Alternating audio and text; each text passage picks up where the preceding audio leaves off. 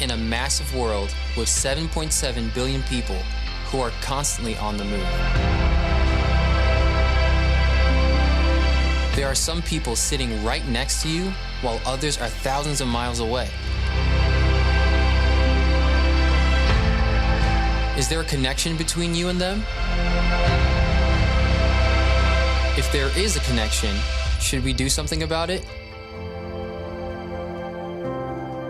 How do we have an impact here, near, and far?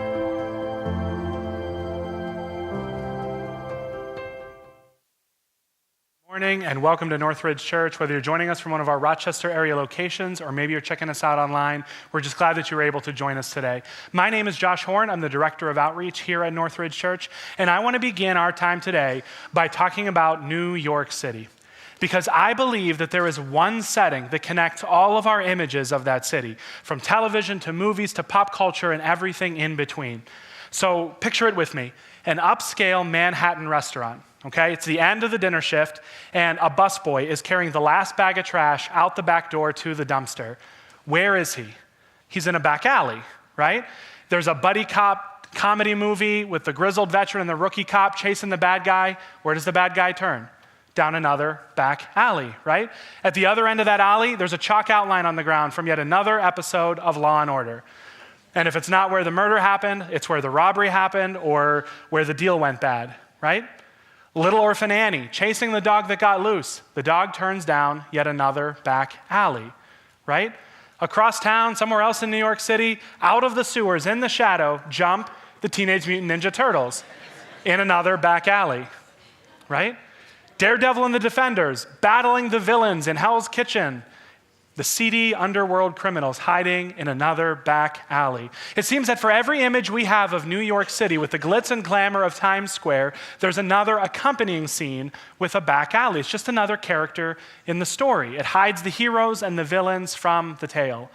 So this brings me to the greatest New York superhero, Spider-Man. Spider-Man needs New York City, right? He needs the tallest buildings to be able to scout out crime and swing into action. But I believe that Spider-Man also needs the back alley, because it was in the back alley where Spider-Man fought off the criminals, rescued the girl, and got a kiss, an upside-down kiss from the love of his life, Mary Jane, in 2002's Spider-Man, right? Superman needs a phone booth to go from zero to hero, but I think Spider-Man needs a back alley. In the more recent Spider-Man Homecoming, Peter Parker crosses the street, runs into an alley, and makes his transformation from zero to hero into his Spider-Man persona in another back alley. For every story in New York City, the back alley is just another character, right?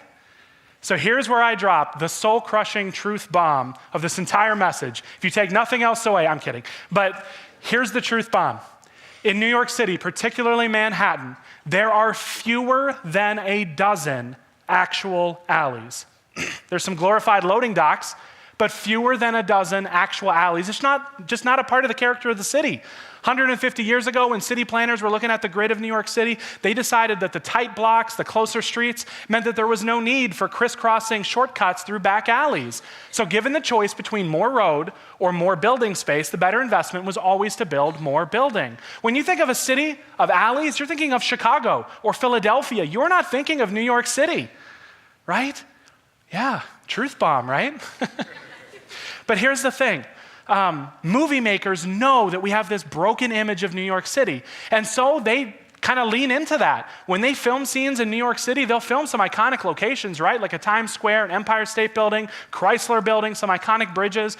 But then when they need to film a back alley scene, they film it usually in California and Hollywood. That scene from Spider-Man, where he gets his upside down kiss and beats the bad guys, that scene was filmed on a lot in Burbank.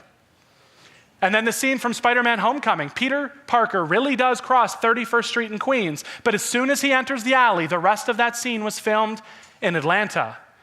They filmed a New York alley scene in Atlanta to give you the look and feel of a real, gritty New York alley.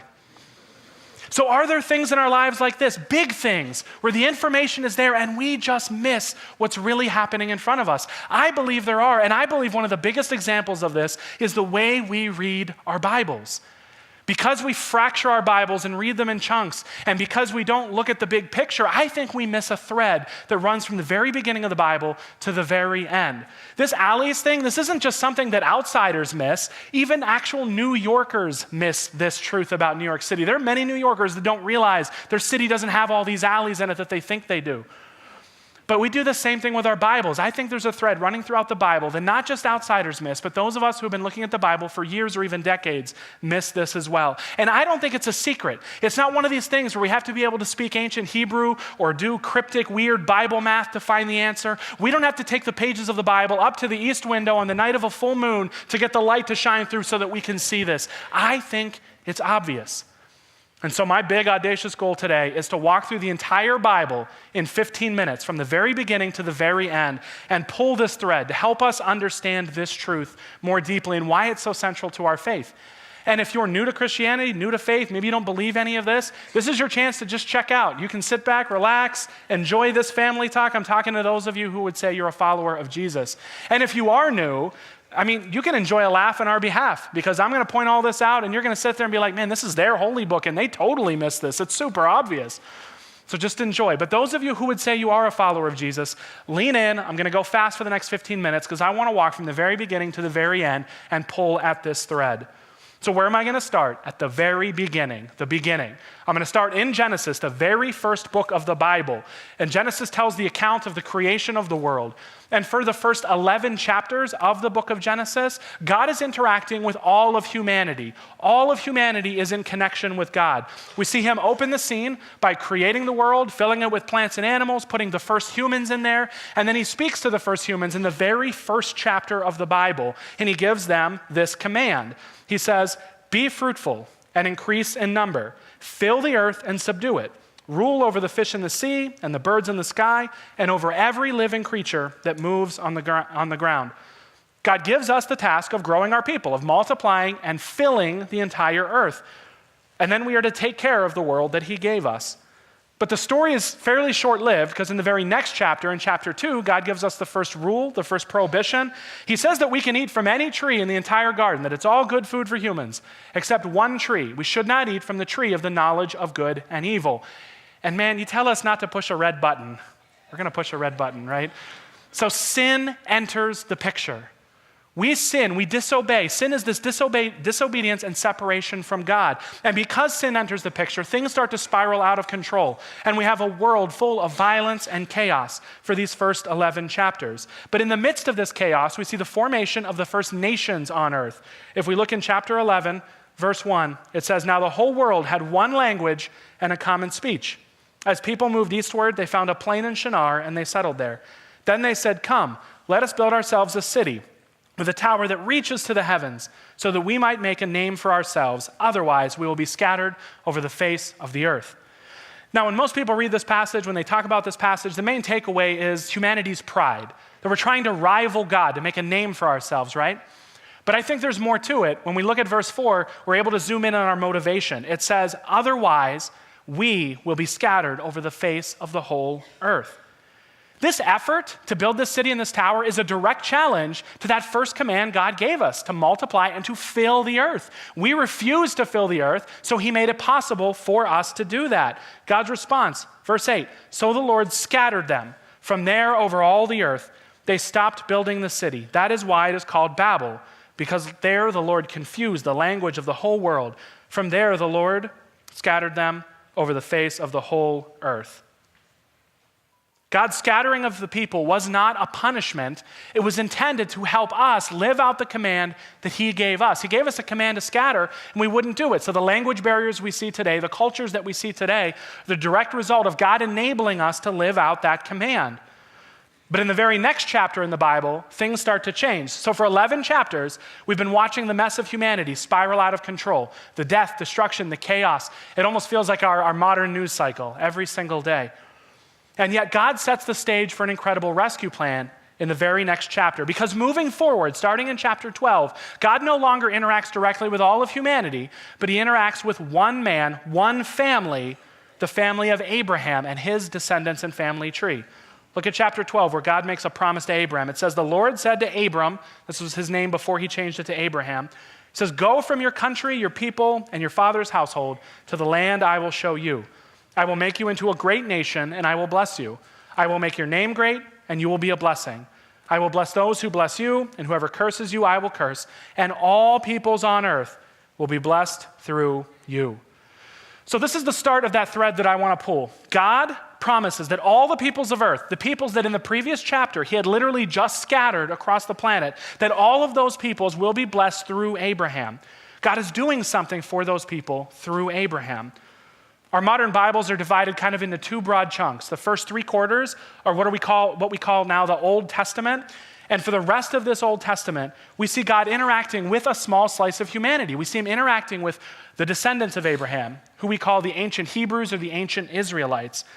But even though he's interacting directly with this small slice of humanity, God shows us that he cares about all peoples, not just the Israelites. In fact, the very next book of the Bible after Genesis is Exodus, and in Exodus, we find those descendants of Abraham, the Israelites, as slaves in the nation of Egypt. And God sends a leader, Moses, to rescue those people from Egypt. And with that leader comes 10 plagues that wreck the economy, they devastate the land, they hurt the people of Egypt. But why? Why does God do all of this? It says in verse 16 in Exodus chapter 9, that I might show you my power, and that my name might be proclaimed in all the earth. These plagues, that rescue, it wasn't ultimately about freeing the Israelites. That was just a method that God was using to show the whole world that he was real and that he was at work. A few books later, in the book of Joshua, the Israelites have now escaped from Egypt, and they're entering into the land that God had promised Abraham, and they're recounting the story of what God did in Egypt to their children. And they would tell the story this way: He, God, did this, so that all the peoples of the earth might know that the hand of the Lord is powerful, and so that you might always fear the Lord your God. Again, it wasn't ultimately about Israel for Israel's sake. It was about showing all the peoples of earth that God was real and active and keeps his promises. Maybe you've heard of David and Goliath. Well, that takes place a few books later in the book of 1 Samuel. In that account, the Philistines are at war with the Israelites, right? And the Philistines have a secret weapon on their side, a guy that's almost 10 feet tall, literally a giant to fight for them. And the Israelites are scared to death to take on this guy. Nobody will except one man, a young man, essentially a boy by the name of David. And spoiler alert, David kills the giant. It's a whole thing. You got to check it out. It's awesome. But he kills the giant. He puts a rock in a sling, and he nails the giant right in the head, and the giant goes down. But before David takes that battle on, he declares why that victory will matter. He says the whole world will know that there is a God in Israel. It wasn't about a giant. It wasn't about a sling. It was about showing the whole world that God was active. And I'm telling you, that's just a sampling of the many times throughout the Old Testament that God demonstrates his care for all peoples of earth, not just Israel. In fact, he gives special laws to the people of Israel to force them to take care of foreigners and refugees living within their borders. God makes decisions throughout the Bible based on what people will think of him. He cares about his own reputation because he wants people to know and to follow him. The Old Testament even closes with a dozen books by what are called prophets. These are people chosen to speak God's rules, God's law, God's words to the nation of Israel. And time and again, these prophets scold the people of Israel because of how they treat outsiders and because of the ways they were tarnishing God's reputation. And the prophets were all pointing to a rescue, a special rescue plan. The last quarter of our Bibles is what we call the New Testament, and it opens with the life and ministry of Jesus, a distant descendant of this Abraham. And the thread doesn't let up. Jesus, throughout his life and ministry, constantly showed care for people on the outskirts, people outside of Israel, even though he was there to reach Israel as well. In fact, there was one instance where a religious leader from Israel came to Jesus in secret at night to ask him questions about all the things he was teaching. And Jesus gave him the most iconic line in all of the Bible. Jesus said, "For God so loved the world that he gave his one and only Son, that whoever believes in him shall not perish but have eternal life." The thread's even written there in Jesus' words. There's two things, and I want to start with this one. The first thing to see is Jesus died for you. This invitation begins as a personal one. He made an offer to you, to I, to all of us to follow him. If we accept that what he did really happened and what he said is true and we follow him, sin's grip on my here and now and my eternity is gone. But he didn't stop with that invitation to each of us. It also said that Jesus died for the world. This invitation is also universal. Jesus sacrificed himself for every people. He didn't just die for the ancient Israelites, but for everyone, so that you and I all have an opportunity to believe in him and to follow him. And then after Jesus died, he rose from the dead, and this idea, this message, he turned into a mission for his followers. In the book of Acts, which chronicles kind of the exploits, the adventures of the earliest followers of Jesus and the formation of the church, Jesus says this to his followers: "You will receive power when the Holy Spirit comes on you, and you will be my witnesses in Jerusalem and all Judea and Samaria and to the ends of the earth." So this is our mission. He uses the word witnesses. He's literally telling them, you've seen me, you've seen what I've done, you see what I'm about, and you know that I died for all people. So go and tell all the people I died for. And he even has a geographic connection to it. He says, let's start right here in Jerusalem where we're gathered, but then we move from there to Judea, the surrounding countryside, then on to Samaria, the next region over. And then since we're out there, let's reach the whole world. Let's reach everyone with this message. Remember back in the Tower of Babel where God scattered all of humanity across the earth? Well, here God was scattering his followers to bring that message to every corner of the earth. And then in the very next line in Acts, Jesus is gone. The disciples are trying to figure out how to live this mission out, but God doesn't leave them stranded. He, in fact, just jumpstarts the process. When they're gathered together in chapter 2, getting ready for a festival in Jerusalem, God sends a noise through the room. It sounds like a hurricane blasting into the room. And then they look around, and over each other's heads, they see these tongues of fire. I'll let you try to figure out the picture. But each of them is then able to speak a language they weren't able to speak before. And then it says in Acts 2:5, "Now there were staying in Jerusalem God-fearing Jews from every nation under heaven. And when they heard this sound, a crowd came together in bewilderment because each one heard their own language being spoken." So Peter gets up and takes advantage of this moment. He's the lead follower of Jesus' team at this point, and he gets up and he tells about what Jesus did. He talks about all the things Jesus said, and then he makes this declaration: everyone who calls on the name of the Lord will be saved. What better time to get the message of Jesus out to the scattered ends of the earth than when all of those countries are gathered together for this festival in Jerusalem? And now they're able to hear the message in their own language. And then they're scattered out to bring that message back to their homelands when the festival's over. I'm telling you, this is just tip of the iceberg kinds of stuff. There are so many instances throughout the Bible that God cares and is pursuing all people on earth, not just one slice of humanity, not just those who are on the in. And where is this all headed? I'll take you to the very end. We've made it from Genesis. Now we're headed to Revelation, the very last book of the Bible. You'll find it at the very back of your text.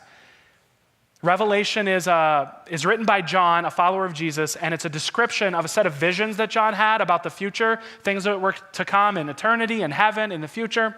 And he paints this incredible picture in chapter 7. It says, "After this, I, John, looked, and there before me was a great multitude that no one could count, from every nation, tribe, people, and language, standing before the throne and before the Lamb." The lamb was a term given to Jesus to describe him. He was called the sacrificial lamb, the lamb on our behalf, the sacrifice on our behalf. They were wearing white robes and were holding palm branches in their hands, and they cried out in a loud voice, "Salvation belongs to our God who sits on the throne and to the Lamb." Did you catch that line early in? Listen to what it's saying. Eternity, heaven, everything that's to come when this time ends includes people from every tribe. Every language will be spoken in heaven. I mean, if you hate diversity, you will hate heaven. But this is it. This is the goal. This is the picture. This is the end game. This is the plan, the goal that's before us. So just to recap, because I'm one of those guys, I love to summarize all the points. Just to recap, in the beginning, God created the world. Sin entered the world, separated us from God. He asked us to scatter, but we wouldn't. So he scattered us and set in motion a plan through one family, the family of Abraham, a plan to bless and ultimately rescue every tribe, every language, every people on earth. And he gives us the mission of reaching those people with the goal of a family of God that bridges every divide. One people in all of its diverse image of God, beauty, and creativity. One people gathered together, worshiping God for all of eternity. That Tower of Babel and our sinfulness, all of that undone because of what Jesus did. And God has been orchestrating this incredible plan from the very beginning, but we get to have a part in it. In fact, in Matthew chapter 28, we see this incredible scene where Jesus has risen from the dead and he's interacting with his followers, and he actually explains the mission to them, the mission that's in front of us and how to live it out. It says, God said to them, or Jesus said to them, all authority in heaven and on earth has been given to me. Therefore, go and make disciples of all nations, baptizing them in the name of the Father and of the Spirit, of the Son and of the Spirit, and then teaching them to obey everything I have commanded you. I promise I've read this passage so many times, just a rough moment. And surely I am with you always to the very end of the age. Jesus begins with leveraging his divine authority to give us a command. He says, all authority on heaven and earth has been given to me. And we know that this command isn't just for the followers there in front of Jesus.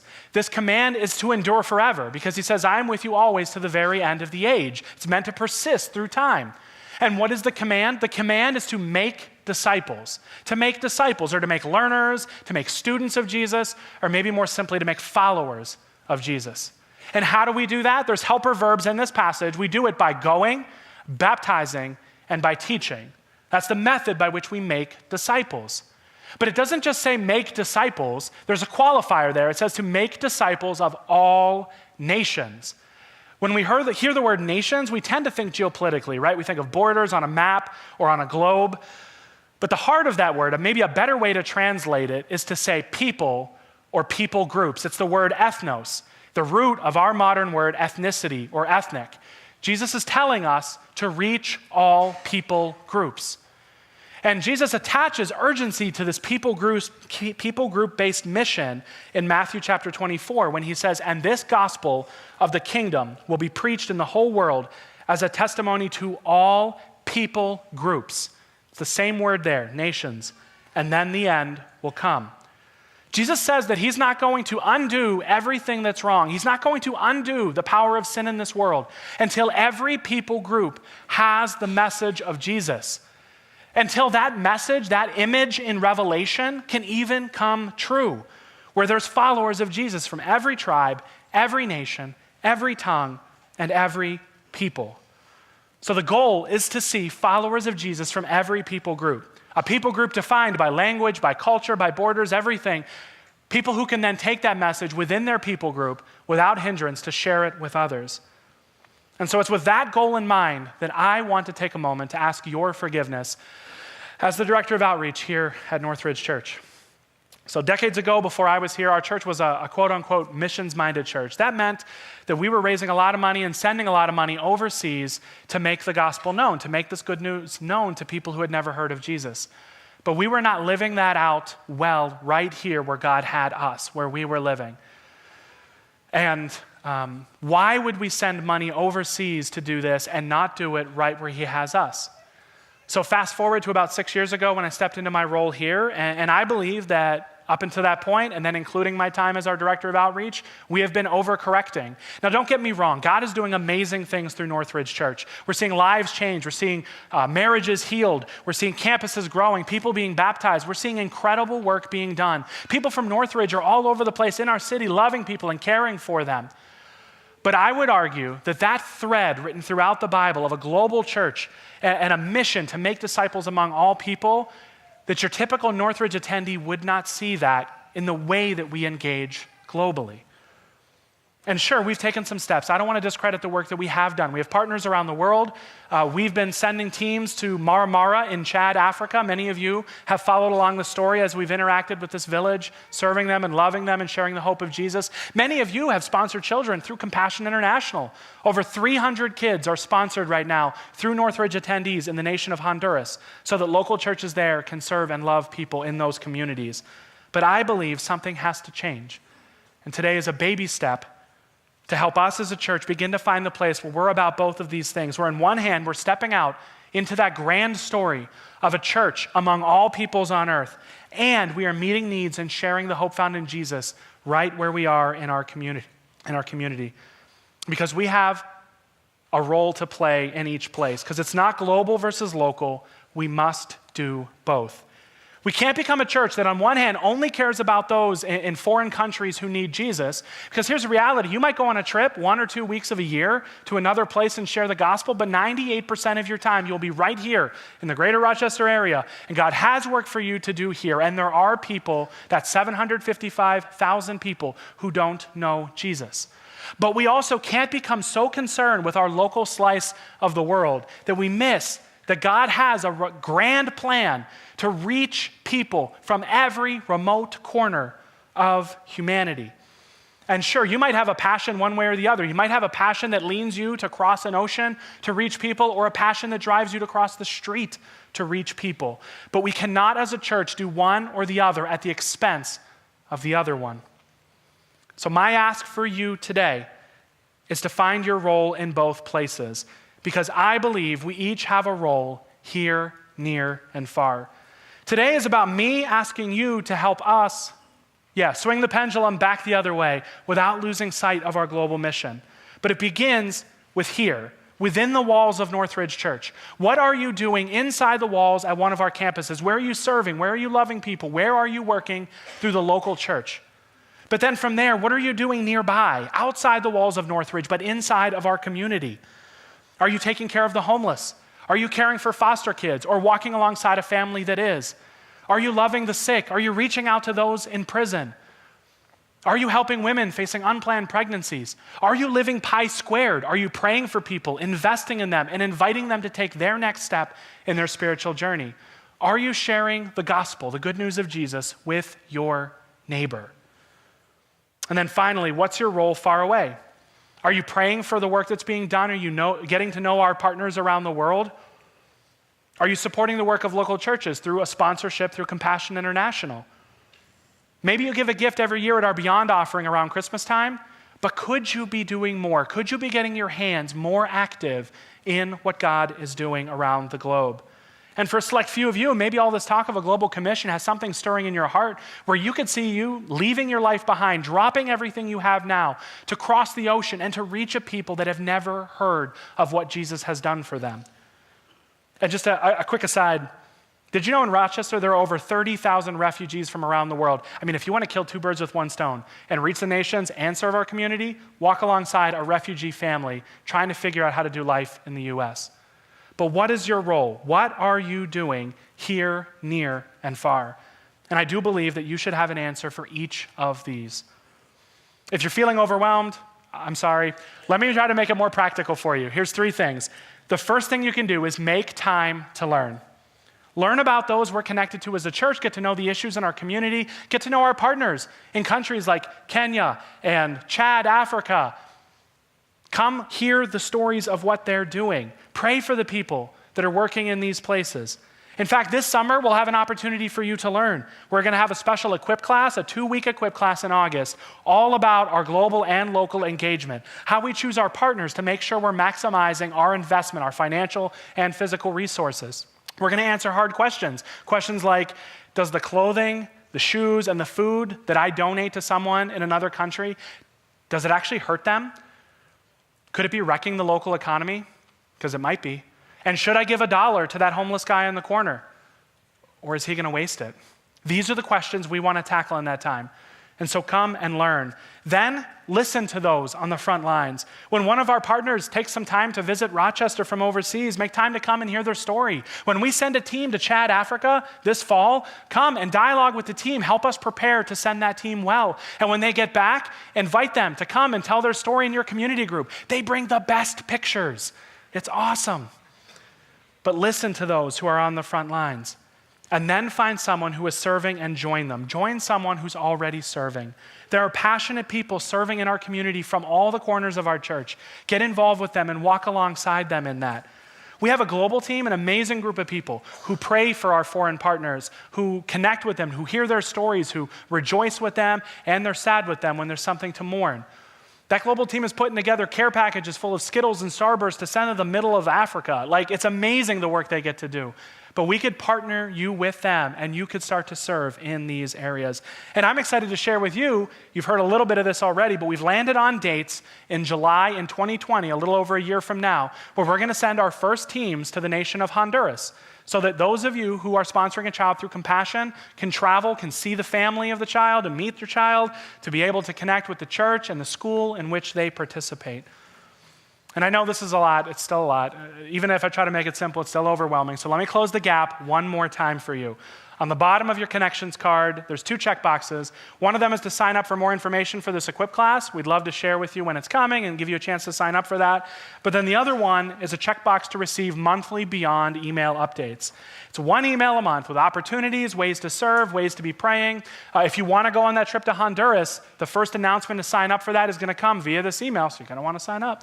And I'm asking you to commit to 1 email. Open and read 1 email a month. Super low-hanging fruit. Receive, open, and read 1 email a month.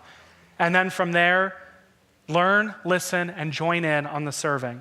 Just do something. Find your role here, near, and far. I want you to take a look at these pictures. These are pictures that our teams have taken from the village of Mara. I've had the incredible privilege of being able to travel there the last 4 years to connect with the village and to connect with World Concern, who is a team on the ground there serving and loving and caring for this village. In these pictures, you'll see the strong, capable women of Mara, leaders in the community who bring business plans to fruition, who bring goods to market, work all day and all night in the fields to be able to provide for their families. You'll see the men of the village, leaders who have a vision for the future of their village, a vision for a flourishing Mara. And they often joke, you've heard this joke before, but they often joke that they want to see Mara become a great city like Rochester. And then the last picture is of Basha Katir, my good friend. Basha is the imam of the village of Mara. He's in charge of the spiritual health of the community. And Basha should not be alive today. He has a chronic hepatitis infection. He was given a few months to live, and yet he has passed that end date. Every day that he's alive is a gift from God. So God has him here for some reason. And there's this image in Revelation in chapter 5. It's this crazy picture where there's the throne of Jesus, King Jesus on the throne, and around the throne there are elders, there are creatures, people who are singing to King Jesus on the throne. And they sing this song. They say, "You are worthy to take the scroll and to open its seals, because you were slain, and with your blood you purchased for God persons from every tribe, every language, every people, and every nation." The tribe that Mara is a part of, a tribe of 100 to 150,000 people, our best guess is there are fewer than a dozen followers of Jesus in that entire tribe. And we can't even be sure there's any followers of Jesus because they often have to believe in secret. And yet, that image in Revelation and the one I read earlier tells me that someday when I take my seat around the throne of my King Jesus for all of eternity, there will be in that space, praising Jesus with me, people from that tribe, people from among their people who speak their language. So my prayer, my heartbeat, my hope is that when I take that seat, praising my King for eternity, that seated next to me somewhere will be Basha Katir, or Adam, or Miriam, or any of the incredible people that I've met in Mara. God has this global plan, a mission, people from every people group, and we can't let this become like the alleys of New York City, where all the evidence is there, and we totally miss something that seems so obvious. It's written throughout the Bible. God has a global plan, a global mission, and my question for you today is, will you be a part of it? Let me go ahead and pray for us. God, thank you so much for sending your son to die on our behalf, and just praise you for this global mission. And I pray that you would tug at each of our hearts to figure out our role here, near, and far. We long to be used by you to make more and better followers of Jesus. I pray this all in his name. Amen.